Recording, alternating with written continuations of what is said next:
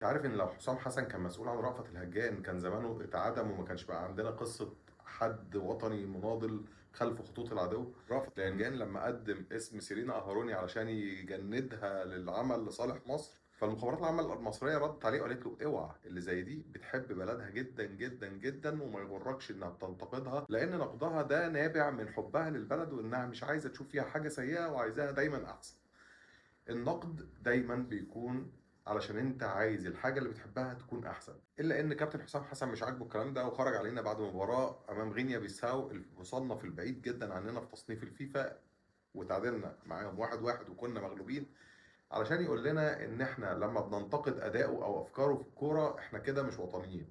يا كابتن حسام، احنا وطنيين اكتر من الناس اللي بتطبل لك، لاننا بمنتهى البساطه عايزين الحاجه اللي بنحبها اللي هي منتخب مصر تكون في افضل صوره، والمدرب بتاع منتخب مصر عايزينه افضل مدرب في العالم. فلما حضرتك تكون عايز تكون الافضل اسمع للنقد، لانك لما هتسمع للنقد هتشوف ايه اخطائك وتعدلها وتبدا تكون افضل. لكنك طول عمرك يا كابتن حسام بترفض النقد.